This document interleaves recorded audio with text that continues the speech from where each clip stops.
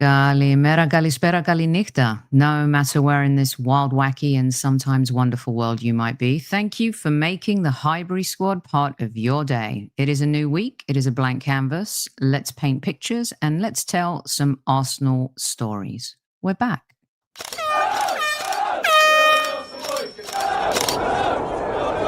Mind the gap between the train and the platform.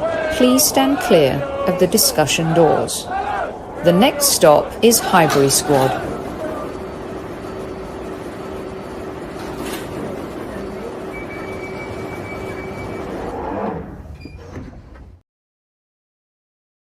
Welcome to a fine Monday after a wonderful weekend for the Arsenal. For those listening on our audio platforms, Apple, Spotify, and wherever you access your audio listening, thank you for making us part of your day. Also, we appreciate you. Please don't forget to subscribe so you do not miss an episode. Apologies for there being no audio shows and no shows on YouTube for the last couple of weeks. But back here to be my wingman on a mini comeback is one of my favorites. And I couldn't think of a better friend to have by my side this evening. Mr. Tom Canton, welcome back to Squad Central. Hello, how are we doing? You good, you well? At ease. I am very good. And good evening to my squaddies, to everyone who is in the house. Our Chief Like Officer, Tammy Steele's leading the way once again. I just wanted to say real quick before we get stuck into some football talk, which I have definitely missed with you guys, and I've missed each and every one of you, is thank you for all of the messages. I tell you, Tom, I know you have a wonderful community over at the Gooner Talk with the old talkies, and the squaddies are fierce and strong. I mean, from, Antigua and Barbuda, Trinidad and Tobago, Uganda, Sierra Leone, Australia, Japan, the States, Peckham, Dublin, Glasgow, Denmark. Yeah. The messages for Tony have been quite overwhelming, if I'm being honest, and I really appreciate each and every single one of them. I read every single message to Tony, and she was totally, choked up and moved, and she actually started missing. Can you believe this, Tom? The sound of the Highbury Squad around the house. I thought you were going to say me. Well, you as well. You've been checking in on me all the time. But no, thank you to everybody. Tony's doing okay. Okay in the world that we've been in the last 3 weeks is a good thing. So I'll keep you posted. But, I think in these moments, sometimes it's good to be as normal as possible. And I just do what she says right now. So here we are, Tom. Here we are. Welcome back, everybody. And thank you again for all of your lovely support. Tom. Yes. Where have you been today? Have you been hanging out with Mikel? Yeah, a few beers. It's been good. Bit the press conference today, and Mikel Merino as well. It's a Champions League game, so they put up a player as well as the usual antics from Mikel in the press conference. So yeah, it's been. Hold on to that, because I want to start with the weekend with you. I've got top 5 talking points for Tom here, and let's get stuck into them, because it was a great weekend to be an Arsenal fan. And by the way, yes, I am wearing scrubs. If I'm going to be a nurse, Tom, you know me, I go the whole hog. I ordered a pair from Amazon. I got another pair coming as well in red, of course, because I can't be wearing blue all day long. Do you know what I mean?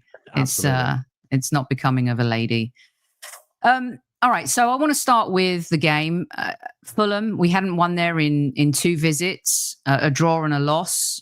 The ducks that break in big seasons happen to teams that do go on and win titles. West Ham, Newcastle, now Fulham. I want to, though, begin with who I thought was just a player that has continued to put Arsenal on his back. And you were there. Do you think Saka is still Arsenal's most important player? I think the transfer windows and the players we've brought in are amazing. Gabriel's amazing. Saliba's amazing. But I just don't know if he even gets the respect that he deserves. Is he still our most important player, Tom? Oh, he certainly was in this game. I don't think there's too much doubt or debate about that. He was absolutely fantastic in this game. And I think, reminded people just how important he is. I think that Arsenal did some really important business in the summer. Of course, I think Noni Madueke was a big part of that. But I think that the reason why we had to do that business is because when we lost Bukayo Saka last season, and of course at the start of this season, that is a huge, huge void that you no longer have. And so that's why it was so high up on the list of priorities for the club in the summer. And I think they've been vindicated in that decision. And now he's back and playing and scoring, 100 goal contributions in the league and 200 league appearances as after his goal against West Ham is a startling record. And while he didn't get a direct goal contribution, of course, in this game, he was the man that provided the vital delivery that led to Arsenal's goal. So, but he had Sessegnon on toast. He should have had a penalty awarded to him as well, and would have arguably taken that probably, unless Gyökeres would have been given the ball. But he is just so good. I think we take him for granted a little bit sometimes. Sorry, I just saw this message from Mike. Of course, he's always going to say something completely stupid. And by the way, the listener from Denver, how about them Broncos yesterday? I was going nuts at the TV. I was thinking, this is just hellacious. It's one of the greatest comebacks ever. I mean, I know the Giants choked, but anyway, I digress. I don't know if he gets enough respect still, Tom. Do you? I think he's one of those players that they obviously put up on such a pedestal at times, and he's already gone through so much at such a young age that I think, as I said before, we end up taking it for granted. And I think, he's a player that I think gets talked about at such a level that we kind of expect a certain kind of return from him. And if he doesn't get close to that, then it's almost like that's the shock, that's the surprise. But the reality is that players of his caliber don't come around too often, especially through your own academy. And I think we have to be very appreciative of the level that he brings. I think the role model that he is, even though he doesn't personally see himself as a role model, he certainly is one, I think, to the younger players and to younger fans, of course, as well. And so I think that's really important for Arsenal that he stays fit, because if Arsenal are going to win the league, I think he is going to have to stay fit for the majority of the season. Agree. So a little riff off the Saka thing, because I feel that he's playing I'm not sure if it's a different level. Maybe it's differently. And I think it has a lot to do with Gyökeres. And I know that you and I are on the same page about this. I didn't hear all of your show this morning. I was listening to it and then got distracted. But what happens? Some of the things you were talking about, I found really interesting. And I was chatting with Albert actually yesterday and Demian, because I just don't get why some fans, and it feels like a little bit of a cut and paste with Havertz situation. And I think we forget about Havertz and how he was when he first came into the team. Trossard doesn't score for me, and you can tell me if I'm fair or foul here, without Gyökeres in this position. And I actually am now seeing some pundits show a little bit more respect to Gyökeres, despite the fact that he's not scoring goals as prolifically as maybe some were expecting, which I think, maybe was a little bit too much to expect in his first 8 games in the Premier League. Didn't have a real preseason. He's been playing every single minute. He doesn't really have a sub right now other than Mikel Merino, maybe Martinelli. Talk to me, Tom, because I think Saka is playing better because of Gyökeres.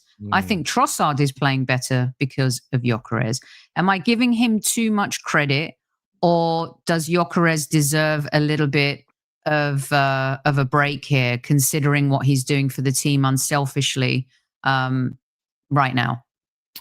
I think Alan Shearer did a really good segment on Gyökeres on Match of the Day, which I'd recommend people go and check out if they haven't done so already. If you're going to take advice about how a striker should play, listening to the Premier League record holding the record holder for that, of course, in the Premier League is probably a good place to start. But there are elements of Gyökeres' game that we know can be better. We know his output can be better. We know his first touch could be better. We know there are elements of what he can bring that can still improve, and he's still adapting, and we're still adapting to him. But his kind of influence on Arsenal's setup and build-up, and also the space that the likes of Saka have as a result of that style of centre-forward now being at the spearhead of Arsenal's team, is a big reason as to why Arsenal are able to do what they're doing currently. And he got into a number of key positions yesterday could have, should have maybe done better with some of the chances that fell yesterday on Saturday that fell to him. But I think that some people are too keen to write him off, even within the Arsenal fan base as well. He wasn't my first choice this summer. I was kind of more in the Šeško side of things than the Gyökeres side of things. And I just don't think how you're ever going to get kind of a good example of Šeško really at Man United, because Man United are kind of a poison chalice. So it's a shame that we won't really be able to analyse his potential output too much. But for Gyökeres, it's not a case of, I preferred someone else and I didn't necessarily want Gyökeres as my number one. Now I'm going to just slate the guy and be like, look, 8 games through, I've been proven right. That's just not the way to go about it, I don't think. And you have to give the guy time and you have to give him the benefit of the doubt in these early stages. It's mad to me, some of the views that some of the fans hold within our own fan base about our own centre forward and aren't willing to give him that time, because it's a case of have they not learned from other players who've had slow starts with us to then go on to produce some really good returns? And I think that he's actually had to play far more football than he probably was going to play if Kai Havertz was available during this period. And he's had to play pretty much 90 minutes in most, if not all, games.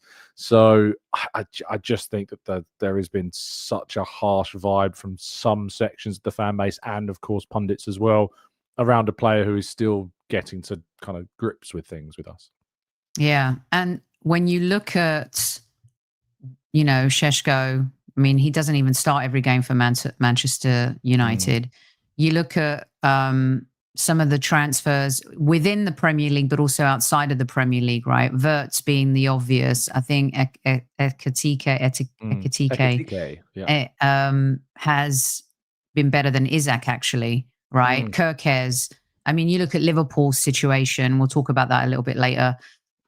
I think Gyökeres is actually one of the most productive of the summer signings so far. And he's just also because got more goals he's not... João Pedro as well in the Premier League, who another one people at the start of the season were like, oh, look, João Pedro, Club World Cup, great goals. He scored 2 in his first 3. Hasn't scored any goals since then. So... Do you know what this reminds me of a little bit too, Tom? It's like last season. And I think sometimes we forget, just because Gyökeres isn't doing what you want him to do, he's doing what Mikel Arteta wants him to do. And it reminds me of Martinelli a little bit. Yeah, he was, flunking out last season. But a lot of the times with Martinelli, he's being asked to do so much off the ball and tracking back. It felt like we want him to be someone that Mikel Arteta doesn't want him to be right now. And right now we're seeing Martinelli be who Mikel wants him to be. He's this super sub. He's coming off. He's looking creative. He's looking refreshed, revitalized. I've learned a lot of lessons about what I want from the player versus having to invert and look at what Mikel Arteta actually wants from the player. 2 very different things. Absolutely. And Mikel has always been very upfront about what he is, happy with when it comes to Victor's play. He appreciates the energy, the running, the movement of him, because it's, unfortunately, like you and me and the listeners, with all due respect, we just don't understand football on the level that these people do. We just don't.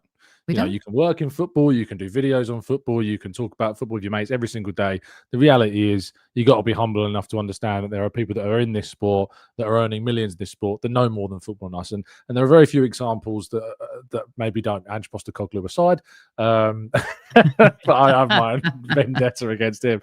But I just think that it's mad that so many people seem to think that they know better than the understanding and the appreciation of what's going on. And especially when you hear it from, obviously, the likes of Alan Shearer, for example, about how impressed he is with what Victor Gyökeres is doing outside of just the goal scoring element or the shooting element or the shooting positions element, but what he's done for the other players in the Arsenal team. And bear in mind as well, Arsenal have been lacking their number one creative force, outside of Saka in the team for the majority of this season with him out. And as I mentioned before, he's lacked his other potential striking option to lift the burden off him somewhat at the beginning of his time with the new club as well. So contextually, the factors that are around him aren't there to support him in the best way either. And what I do know for sure is that those within the club are still very pleased about what they're getting from him, and because they know that there is more to come. All right. Our top 5 talking points here on Monday Madness with Mr. Tom Canton. You can follow him here if you've been living under a rock. We've done Saka. We've done Gyökeres that kind of riffed off Saka a little bit. Let's do some more riffing. Is Trossard the new trump card for Arteta? Or is he just who he's been this whole time? What's different about Trossard? Is it Gyökeres again, Tom?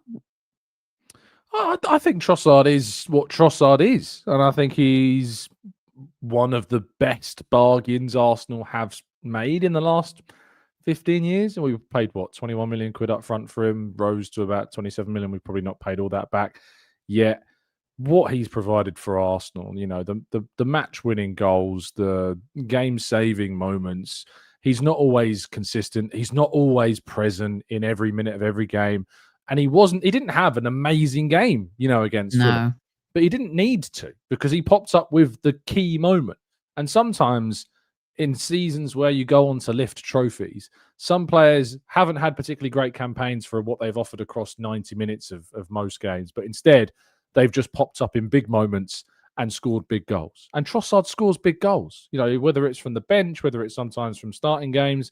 And Arteta does seem to trust him, by the way. He does seem to be Arsenal's number 1 left winger right now. Whether that would be the case if Odegaard was fit and Eze could play on the left, I don't know. But at the moment, it seems that Trossard is there. And I think that there's a good reason for that as well, as to why he's saying starting over the likes of Martinelli, who for me has had contextually maybe a slightly better season so far than Trossard, because of what we've come to expect from Martinelli and the struggles that he's had. And I think he's put that to one side and returned on that and scored big goals himself, Manchester City being a key example of that. But I think as Arsenal are going up against so many sides that tend to sit deep, the style of Martinelli being able to run in behind and be the most dangerous player that he can be isn't necessarily on show as much. We might see Martinelli start tomorrow against Atletico Madrid, and that style will come through more so. But against Fulham, who sat back in their own backyard, which is kind of a big compliment to what other teams think of Arsenal. Manchester City sitting back in their own half of the majority of the game against them. West Ham doing the same. Trossard's being trusted in these games because Arteta sees him as a better key to unlock these low blocks than Martinelli is being seen as right now. So I think that Trossard, he's been given an improved contract on improved terms. It's not been extended, but it's rewarded him for his contributions.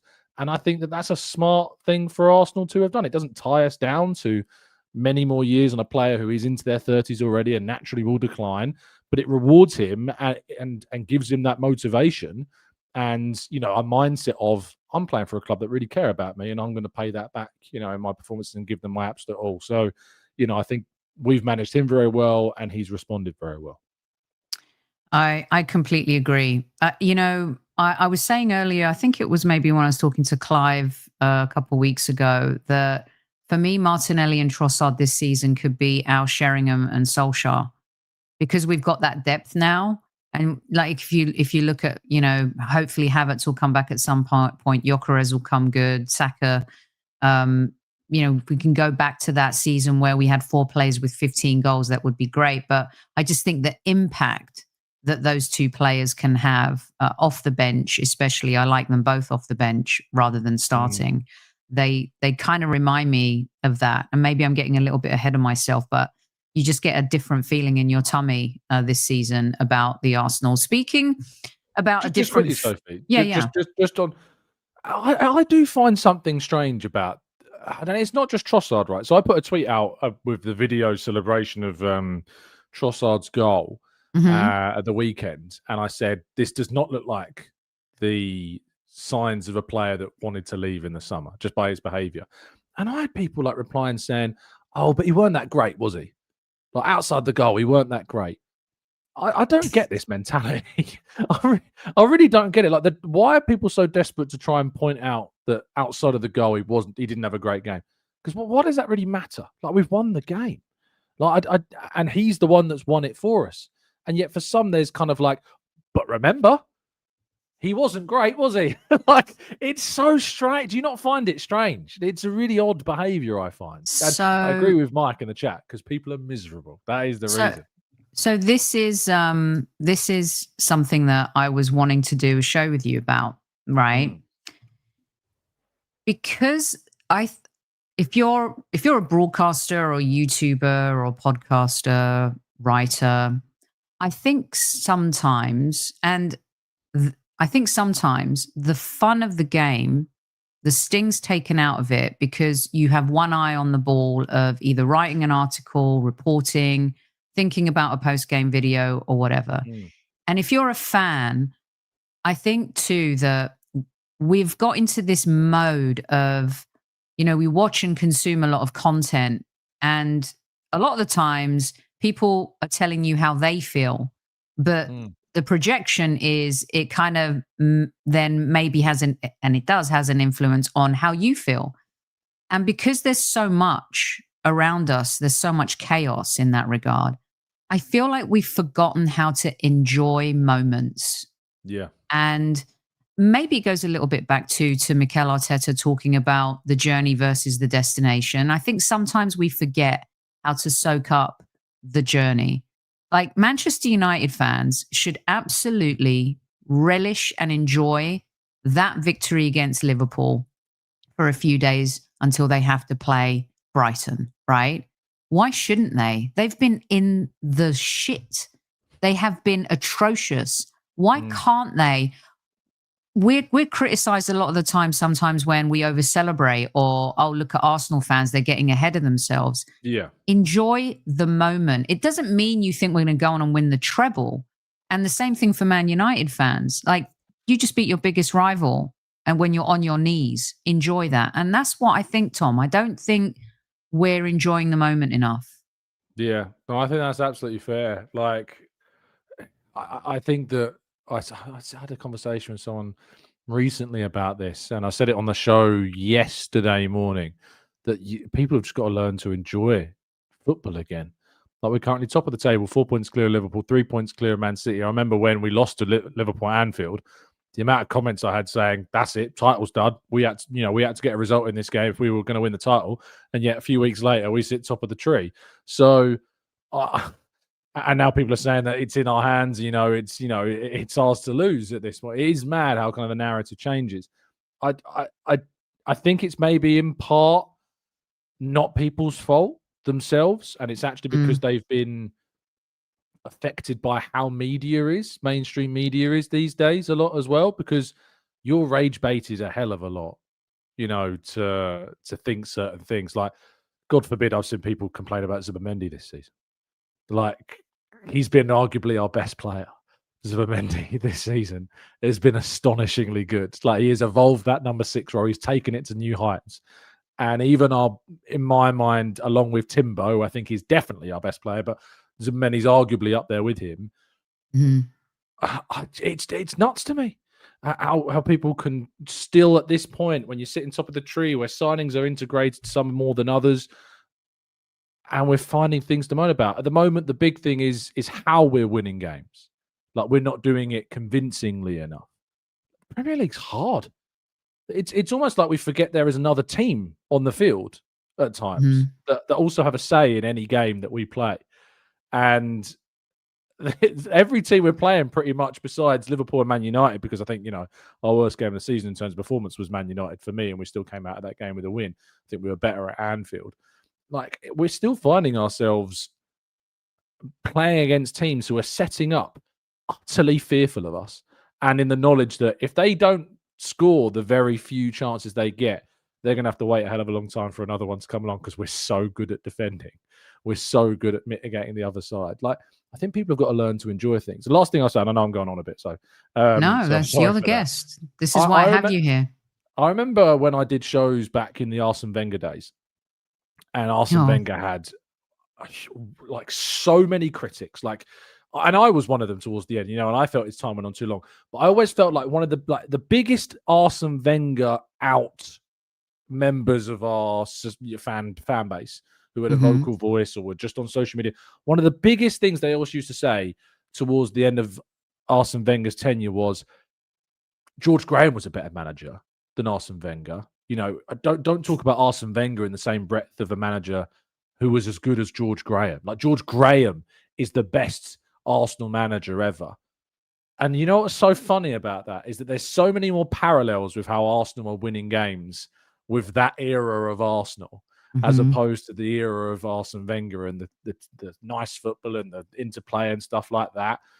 There's so many more parallels, and yet all of the complaints that are coming out right now are things I bet no one was really saying when George Graham was, operating the way that he was operating. They're not the same, but there are more parallels, certainly with Graham's era of Arsenal than Wenger's era of Arsenal. But ultimately, I think Mikel is his own style, is his own philosophy. He's got, I think, a more all-around and kind of, certainly the defensive astuteness, but I think he has a lot of flair. And actually, when we have our best players available, we do see us create some great moments and great football. So it's so funny to me. I find that there's kind of this, it's just almost a hypocrisy and contradiction with what used to be said 10 years ago when we were moaning about Wenger and comparing him to George Graham, because the same people that said those things about George Graham are complaining the things that they absolutely loved about him with relation to Arteta. And I find it quite amusing.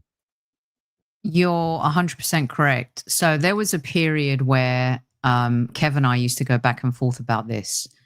And, Super Kev always used to say that Mikel was much closer to George Graham as a manager than Arsene Wenger.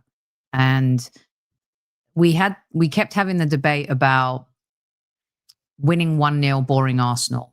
And really, that almost Invincibles team of Graham's wasn't that boring. The boring tag stuck from the previous seasons. They actually played some really beautiful football at times. But the boring tag was already there. And I used to say to Kev, I want to be entertained. The emotional fan part of me is like, I need entertainment. I pay good money for my subscriptions, or when I go to London, I want to be entertained. For me, I was saying this to Albert, I came to this moment this weekend and I said, I think Kev was right. I would take, for this season, another 30 1-0 Fulham results to win the title this season, and then kind of have that more expressive champagne pop the cork Arsenal the following season. It's kind of like when you get dressed, you want to go out, right? You want to put your stilettos on and your LBD. Sometimes you just want to wear a hoodie.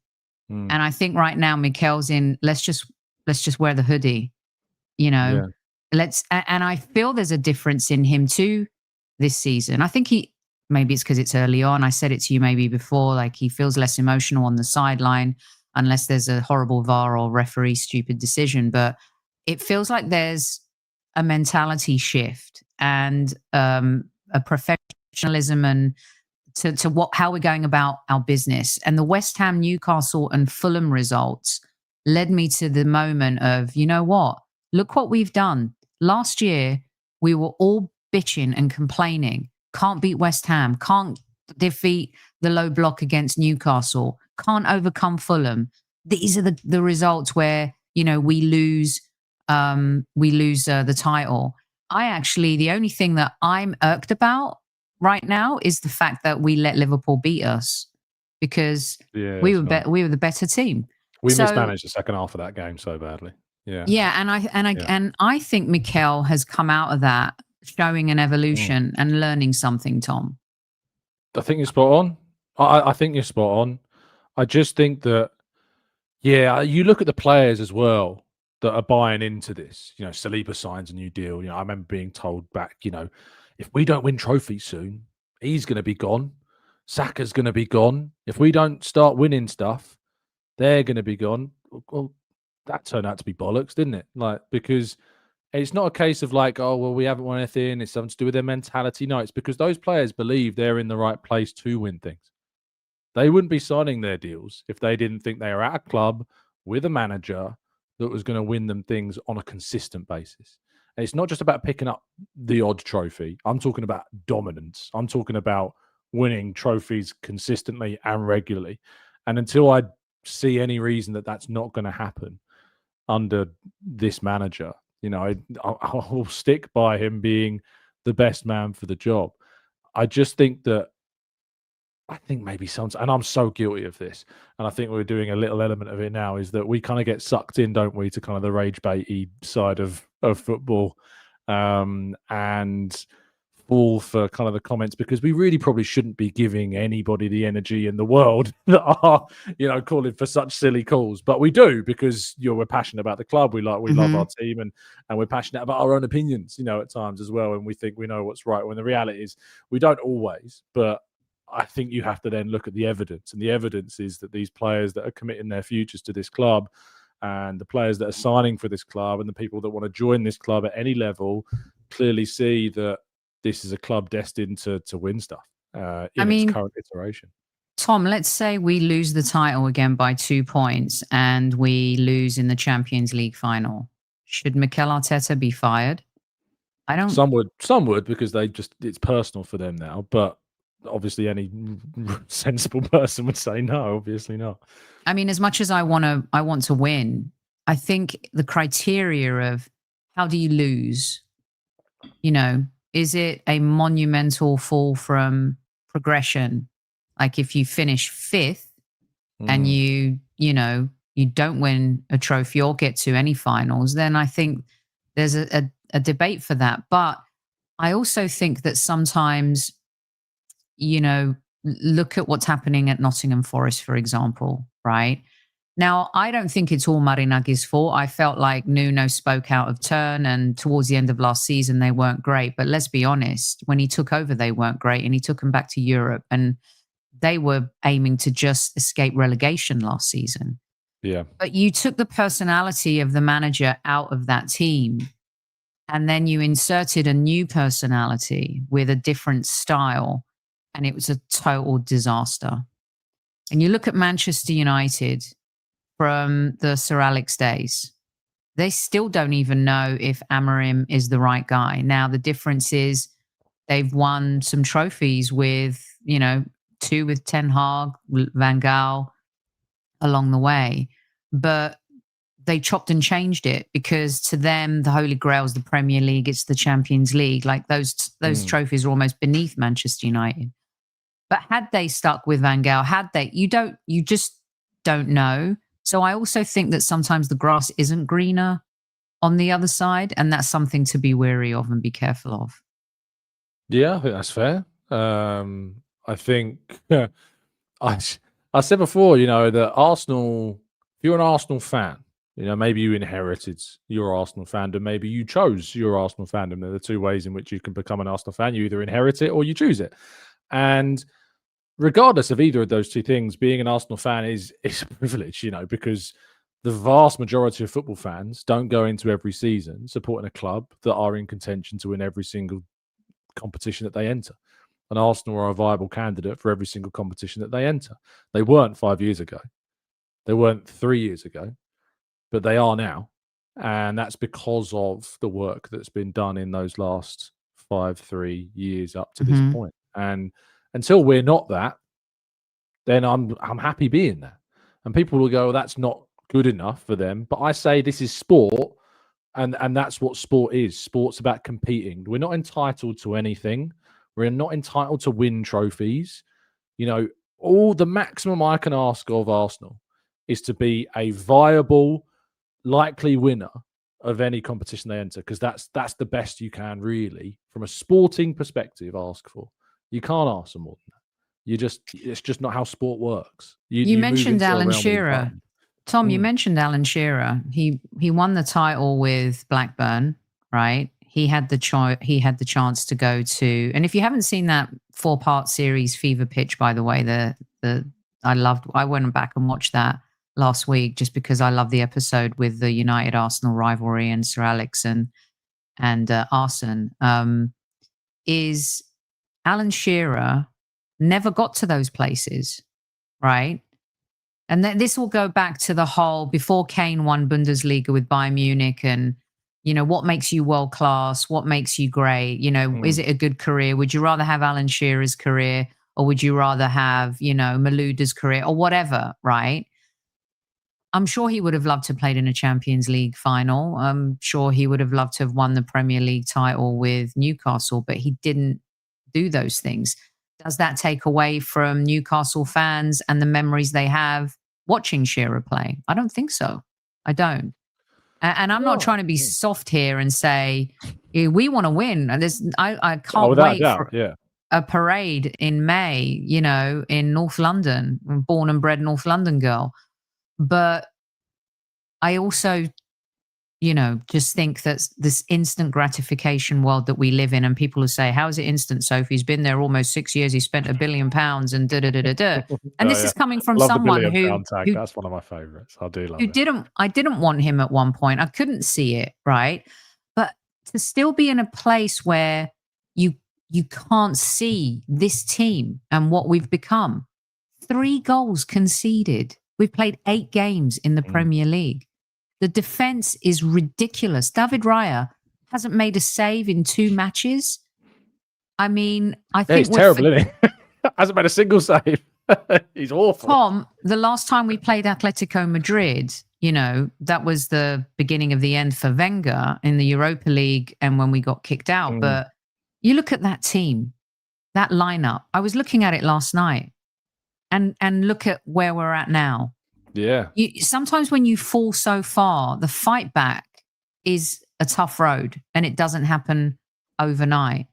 And you have to lose and face adversity before, you know, you get to that point of winning. And I feel like we're there. Yeah. I really do. Yeah, so do I. And I think that, you know, fans that think that, pretty much everybody's got data's putting Arsenal as favourites at the moment. I don't like that because it adds extra, you know, pressure and build up, and the disappointment will be even more gutting if it doesn't go the way that we sincerely pray that it does. But people just got to learn to enjoy the ride a bit more these days. Like, as I say, Arsenal sitting top of the table. You got people then constantly still moaning. And it's like, and also at the end of the day, football's just a game. You know, and I don't mean to touch personal notes on this, but there's so many more important things in this world than football. Well, I can vouch for that right now. You know, exactly. And I just feel like the seriousness to which some people will let football consume their life to the point where they just become horrible people online, and they're just happy to say horrible things to people. Is always baffling to me. Not even horrible things, but just the way people speak to one another in a conversation about football is nuts, absolutely nuts to me. So I always say to people, if you need to take breaks, because it's so important to do that. Because getting into angry, genuine, where you start to get personal, where you start to try and twist people's words to try and embarrass them or whatever, you know, all these things, it's just so shallow, so hollow, you know, in this point of talking about football. So yeah, I think you're absolutely spot on, Soph. I feel that maybe, I don't know if the tide is turning, but there is a large portion of Arsenal fans out there that enjoy conversations like this, right? It doesn't, and you know, I think sports mirrors society sometimes, right? There's a lot going on in our world. There are a lot of angry people, and sports has always been the escape for me anyway, sports and films. You know, like I have a list, I come up with a top 10 list of films for Tony to choose from every single day. And it's like you get lost in someone else's problems, and you forget about yours. And with sports, it brings you that happiness and that joy, hopefully, when your team wins. But even if they don't, I always feel like I'm part of something. Yeah. You know, when we do the post-game shows, even if we don't play well, we don't win, I feel like we're getting together, we're able to express to each other, and we do it in a respectful manner. Now, look, I was an emotional fan probably 4 years ago. You know, I threw my toys out the pram.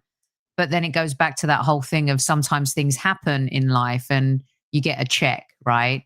And my saying is, I only these guys knows I only use my rearview mirror to check my lipstick. But oftentimes when things do happen, you have to, it makes you think differently, right?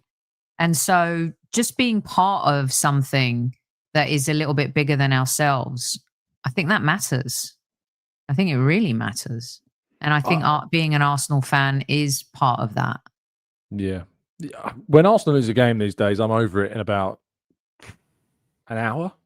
When I finish my shift, I'm always working, but when I finish my shift, I'm over it because if I come home and take that defeat to my evening with G, and my family or her family, that's not fair on them.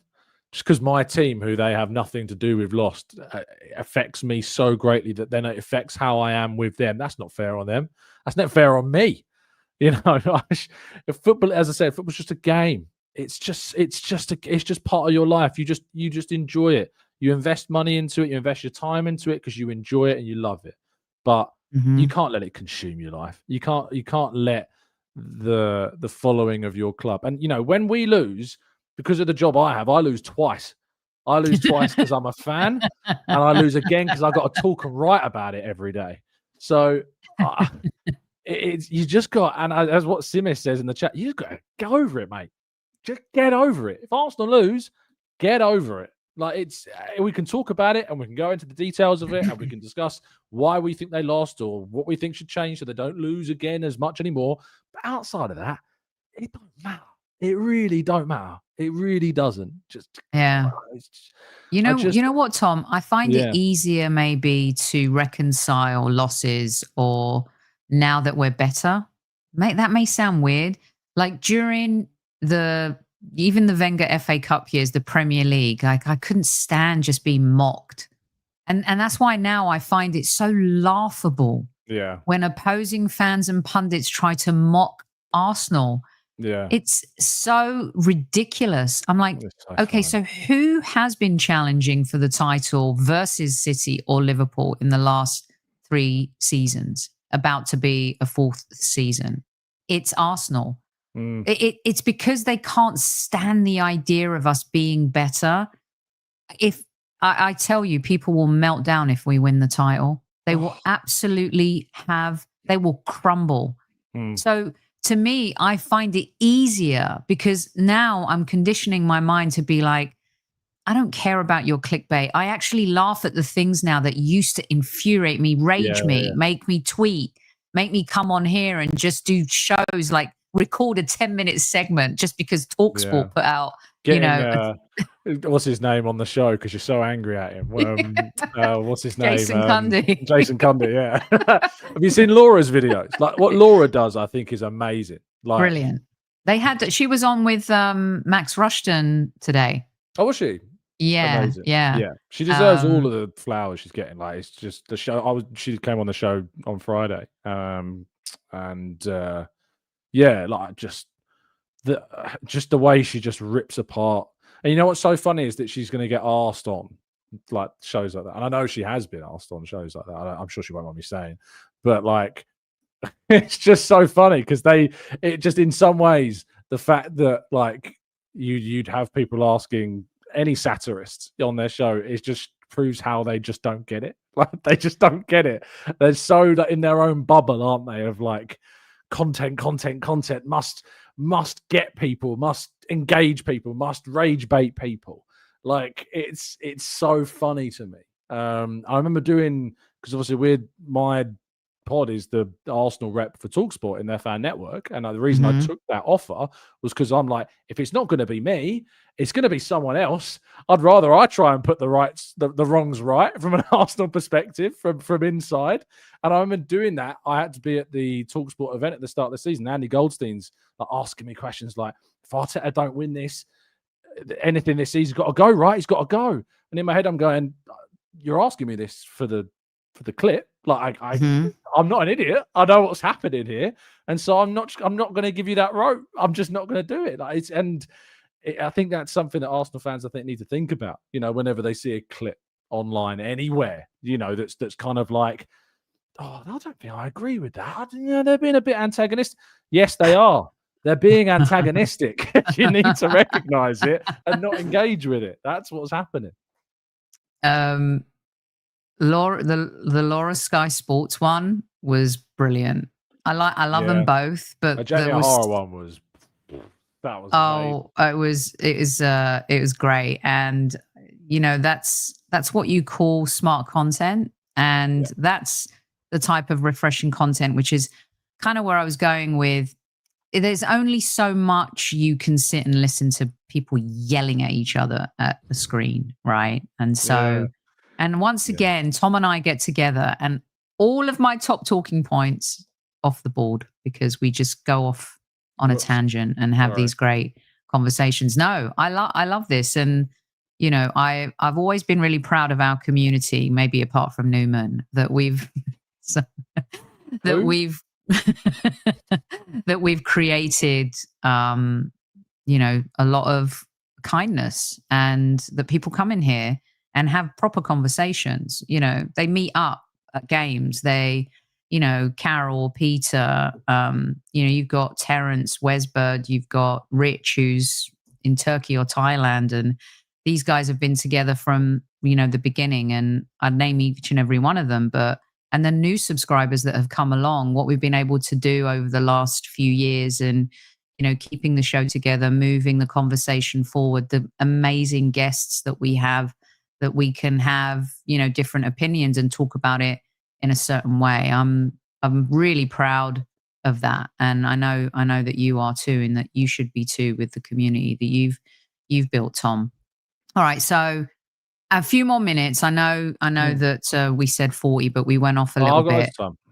Okay. So I've got to ask you about the chaos of Calafiori. Okay. Because cheery times, I don't know what it is. I'm watching him, and I was, for a while, I'm like, this guy's a hot mess. Like, what the hell is going on? He's just chaos. But now I feel like he's organized chaos. It's like there's crime and there's organized crime. And Calafiori, I don't know if he's reinventing the inverted position at the Arsenal. Tell me what you see. He's been really good this season, Tom. Oh, yeah, he's been stunningly good. I mean, I can't remember which game it was. I said it to Mikel, and I think I worded the question like, I'm really sorry, but I was under the impression that Calafiori was a left back. So can you explain to me what on earth he's doing? And Mikel said, you know, he has that chaos factor, and that is what he has. He has chaos factor. But also he spoke to reporters after the game this weekend. And in an interview with, I think it was Anne Dillon from The Sun and Dan from The Athletic. And in that interview, he was asked, I think by Dan, why or what it is that makes him play that way, or why he plays that way. And he said, I'm trying to get the exact quote. He said, "It's not something that I like to do. It's something that I need to do," which I thought was a really good quote. Because, you know, it shows you that this isn't like just him. It is by design, and they're utilizing his ability to be chaotic, and he's doing it because I'm sure he does enjoy it, but it's more because he feels he has to do it, and it's helping Arsenal be more unpredictable, and it gives Arsenal this extra element that other teams just don't really know, because that's what Arsenal need if they're going to win the league. They need unpredictability, because if you're predictable and you know how to set up against your opponent, that makes them easier to stop. It makes them easier to not either lose to, or in the worst cases to beat. So for me, I've enjoyed watching him so much this season. And if you're keeping a player as good as Miles Lewis-Skelly out the side, you know, you're doing a great job. He's very entertaining. Like, the goal that was disallowed is such a shame, because it was as beautiful as the goal he scored against Man City. It was such a special the movement, the pass from Timber. Jesus. And Trossard's touch is and the touch from Trossard. I mean, people talk about Bruno's touch, which was amazing for the Harry Maguire goal. You've got to give it to him. Yeah. Trossard's touch. I mean, it's all just. And you know, the thing too is, I had the title of the show as riffing off the Hot Stuff song. I don't know if you remember that. Maybe you're too young. Keep telling us we're boring. We'll just keep on scoring now. The Arsenal, and change it to Smells Like Team Spirit, because to me it feels half the battle is you got to play well. You got to perform. You got to be consistent. Mentally, you got to be strong. But the spirit in this team, the genuine love that you see, and even with the transition of players this season, there's the way they celebrate, you just feel them. I just love it, Tom. And Calafiori, Saliba, probably two of the best goal celebrators there are in this squad. But Calafiori, again, people talk about Mikel doesn't improve players. Is it because he's just fit, or has Mikel improved him? Of course, he's improved it. Like, it is that he's fit that helps, being able to play the game. But yeah, of course he was. He wasn't doing this at Roma and Bologna in this way, or for the Italian national side in the same way. He was doing it to an extent, but he's been unleashed. He's been given the license at Arsenal. He's being authorized, as he says himself. He's doing it because he needs to do it. There is instruction behind it. There is detail behind. It's organized chaos, if you like, because it is by design. So yeah, look, he's just another one that we add to the list of players that have improved under this manager and continue to improve, continue to impress. So yeah, very excited. You brought up a song. Have you heard the song Ballroom Blitz? By the way, the Ballroom Blitz. Have you heard of it? No. Have I been out of touch for the last? It's a 1974 tune. Because Crossley was going around the press room today talking about this song, and I didn't have a clue what it was. Maybe if I heard it, I'd be like, oh, maybe, yeah. Maybe it's that. But I think he lost about 7-4 different journalists that he asked if they'd heard this song. Sounds about right. Yeah. He turned to me as if I was going to be like the guy to help him with a 1974 track. It's like, you've asked the youngest guy in the room for help here. Don't think so. Don't think so. Those were our top 5 talking points. We talked about Saka, Calafiori and his organized, beautiful chaos, Trossard, Gyökeres. The defense we've mentioned here and there, I think we all know how brilliant they are. Just real quick, there is a negative for me. And again, I say it loosely, coming into a team that you've supported your whole life and it was your dream move, not easy. But what's the situation? What did you see at Fulham being there, Tom, with Eza? I saw a player that's still getting to grips with playing against low blocks. Is what I saw. I think Benji asked the question perfectly after the game to Mikel about, he's now playing. He's previously used to having a lot more space to kind of move into in transition.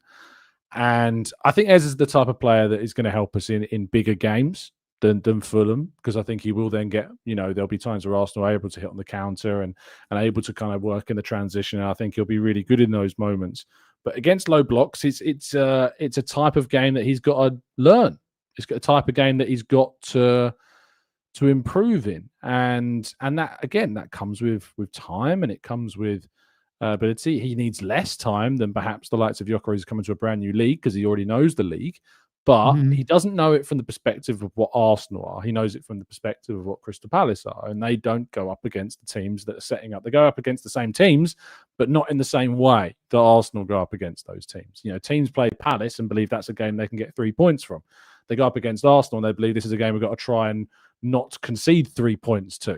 So it's a very different mindset how those teams are operating. And it's just something that he's going to have to adapt to. So, again, I just think that for me, I'm so glad he's an Arsenal player, and I think he is going to be a difference maker for us this season in big moments. But it wasn't a great game for him, and that's okay. But we've already seen some of his magic this season, and I look forward to seeing more of it. Yeah, I'm not worried about him. Rebecca Lowe did come on when she was on the show. She did say there's going to be moments. She goes, don't lose faith in him, but he'll have games where he'll dip out. Yeah. Maybe 3 or 4 games, and you'll be maybe questioning, is he okay? Why isn't he performing to the level that we know? But then he just goes on this insane run of form, and not everyone can be consistently brilliant all the time. But I think we have to be honest. I'm expecting a little bit more from him, and hopefully we'll get that, especially in the absence of Odegaard. And those of you who have been wanting Odegaard replaced, be careful what you wish for, kids, because I'm sorry. I think we miss our captain. Right.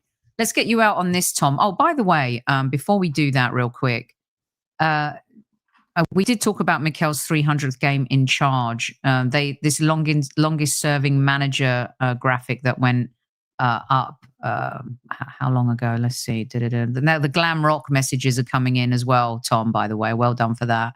Okay. Mikel, so small, I can't even see it anymore. It's incredible to think that he is one of the longest serving managers in the league. And then the other thing too I wanted to put up as well is, of course, a site I wish the season could end right now. Stop the count. Let's stop the madness. Massive game tomorrow. You were at the press conference. Mikel versus Diego Simeone. Andrea Berta, who was very successful at Atletico with Diego. Looking here at the highest points per game. I mean, Mikel's in third after Inzaghi and Ancelotti. Massive tomorrow, Tom. What was Mikel talking about in the presser today? Yeah, he was asked a lot of questions about Diego, and he was very complimentary of him. And he was saying, he's not faced him in a game yet. Arsenal have only played Atletico Madrid twice in a competitive context, which was back in 2018, Arsene Wenger's last season in that Europa League semi-final. And he spoke about how he talks about the willingness of his philosophy, the willingness of his players to win, to kind of go into every challenge with full throttle, and there's a real commitment and desire in every single player that he manages, because he instills that mentality in them. This game has got the capacity to be either end of the spectrum. It'll either be two teams cancelling each other out, or it'll be a frenetic, joyful occasion. And I hope it's the second in the favour of Arsenal, of course, and hopefully Arsenal can kind of in some ways unsettle Atletico and maybe even out Atletico. That'd be quite fun to see, because it is funny that I remember days when our friend of ours like Potts used to pine over like Simeone coming in. We've kind of got our own Simeone these days. Arsenal have gone a little bit down that kind of way. I don't think they're the same, and I think there are big differences between them.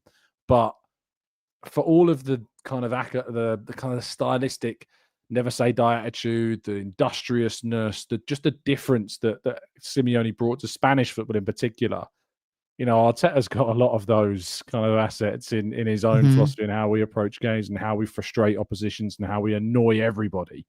And there is an irony, I think, to that now, because there are some weird similarities. But yeah, he spoke about that. No fitness issues. CAMPBELL should be available in the squad, which is good news. And what did I ask him? I asked him about Liverpool. I said after a game where your rivals lose, do you ever notice an extra spring in the step of your players in training the next day? And he said that he hadn't seen anything. But obviously he understands the narrative kind of around that. He always kind of shuts down questions about his rivals. So I tried to kind of angle it in a different way about his players, and maybe I could have done it a bit better, but it's obvious. That was the only question, amazingly, about. I was really surprised. I was the only person who asked actually about Liverpool losing. I guess because we've become so used to him shutting down talk of other sides, but that was interesting. And then I did ask about Simeone, and I asked if is it harder or easier to prepare when you have your opposition manager is someone who's been at a club for so long? Is it easier because you kind of learn what they're about, or is it harder because there's so much data you're exposed to that there's so much to go through and think about and so many possibilities of what they may or might not do? So, and he pretty much said that we've had a day to prepare. So it's been very difficult indeed, because they've obviously only come back from the Fulham match and a training game today. So, yeah, very tricky. What about Mikel Merino? What did he have to say? Yeah, he's very good. He was asked a lot about Victor Gyökeres, and was asked a lot about kind of how he's settling in, and is there a concern? Is there a kind of a feeling that he needs to score? And he was obviously, as you would expect, very supportive of him, and effectively turned around to most of the questions. It was like, we see him every day in training. He's scoring every day in training. He's doing all the right things. Even when he's not scoring, he's doing the right things. And you can look at that and say, yeah, well, he's going to say that. But I don't think Mikel Merino is the type to, mince his words or try and pull the wool over our eyes. I think that is what is going on, and that is what's happening. I asked him about his record for Spain, and he's got 6 goals in 4 games for Spain. And if indeed he felt that his time with Arsenal has enabled him to kind of get better for the national team. And he talked about kind of the tweaks that there are between both him playing for Spain and also for Arsenal. And then I asked him about what it's like playing with kind of a friend of his in Martin Mendy, another club, and then reuniting at Arsenal and then playing together, and kind of what that is like. And he just talked about how they've always kind of had a difference where they've had to go to the national team together and play under a different manager, and that's probably helped them to play together now under another manager in Arteta. I think he said they've played under 4 different coaches now together. So, that was quite an interesting one. But you can read all about it on the Football.London website if you want to read the transcript. Definitely check that out. And we appreciate you sharing your insights. Feels like there's good vibes right now, being in and around, the press situation, and when you get to go to training, and just everything is positive. And of course, until something negative happens, but it's going to be a roller coaster ride of a season, Tom. There's no doubt. That was something that was said, Sophie. Actually, there's a couple of it. I won't name names. Look at me being insightful. But I won't name names, but it was kind of conversations that were going on around the press conference, and that's like, obviously press conference. The whole premise of a press conference is for the press to be able to ask the manager questions, and then those questions are designed to get a story. That's what you're doing with your question. You want to get an answer that is a story that gives you a front page, a back page, an online piece, or whatever. And there is kind of this feel at the moment that it's quite challenging to find the story, if you like, because when things are going well so consistently, it's harder to ask questions about that than when things aren't going so well, because there's so much easier stories to come from a team that are in a crisis like Liverpool perhaps are at the moment, or if you're asking questions to Ange Postecoglou during any period of his managerial tenure in England, there's obviously a lot more you can ask. But when it's with Mikel at a time that things are going really well, he's kind of got a really good position no matter what you ask him, because he can just go, look at the table, we're pretty good. And there is a challenge to that comes with it. So that's why I think a lot of the talk recently has been about Gyökeres, because he's kind of the only thing, with Eza arguably as well, that maybe isn't clicking during this Arsenal period of really positive form. So if you needed to know why maybe Gyökeres is taking a lot of the spotlight, I think it's because he's kind of he is the story, if you like, because everything else is kind of known and is going along very fine. Yeah. No, it's an interesting one, because, there's going to come times where he's not going to want to answer a lot of different questions. And I'm holding kind of back, because I want to get super excited about everything that's happening, and I'm going to enjoy the moment and the wins as they come. And, the rest we'll discover as we go on. Real quick, Tom, are you more afraid of Manchester City now than Liverpool? Not yet, only because I know if Liverpool click, that's quite scary what they've got available to them. So not yet, but I'm by no means writing off City. I think City are very scary as well. Haaland's very scary, more than City are very scary. I think Haaland can win you a title. So, what is it? 3 touches in the box, 2 goals, like that. That's scary. That's just beyond what we really know about strikers in world football. So yeah, I was telling Paul Ross at TalkSport that he reminds me of Ivan Drago in Rocky IV. That's like, he scares me. Drago scared me. I will break you, or the whole thing. If he dies, he dies. I think Haaland is, he's moved from Marvel character to me now to Ivan Drago this season. That dude. If he stays fit, I think, and the other plays fine form, because he can't do it on his own all season. There's no way he can do it on his own all season. But never underestimate Pep Guardiola when he's a wounded animal like that either. So we'll see. Indeed. We shall see. Prediction for tomorrow, real quick, Tom. Would you like to give one, or would you like to just leave it? I'll go 2-1 Arsenal. 2-1 Arsenal. 2-1 Arsenal. All right. Yeah. Yeah. Fancy a 2-0 to the Arsenal. I'm going to go for.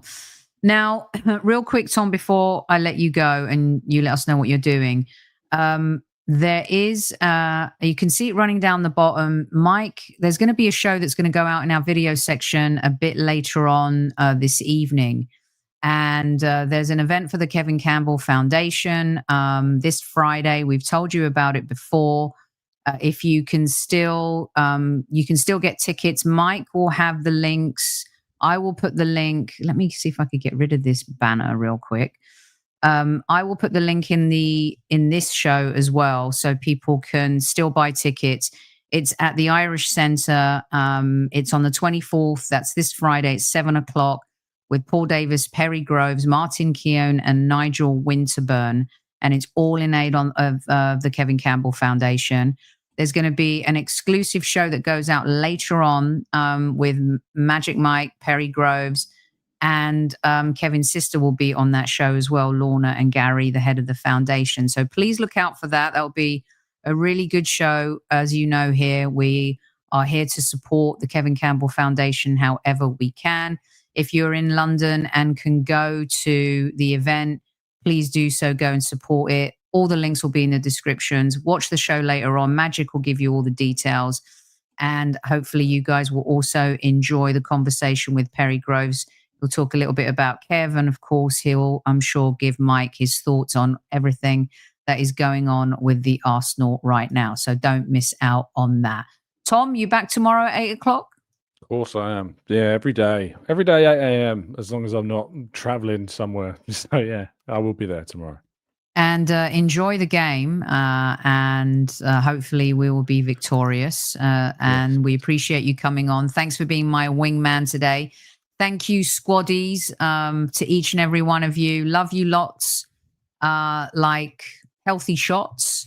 And we will see you again after the match tomorrow. I think we'll do a post-game show tomorrow night. Why not? We're back on a roll now.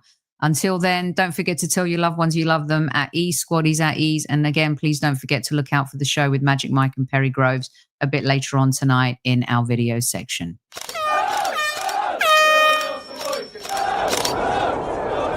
Mind the gap between the train and the platform. Please stand clear of the discussion doors. The next stop is Highbury Squad.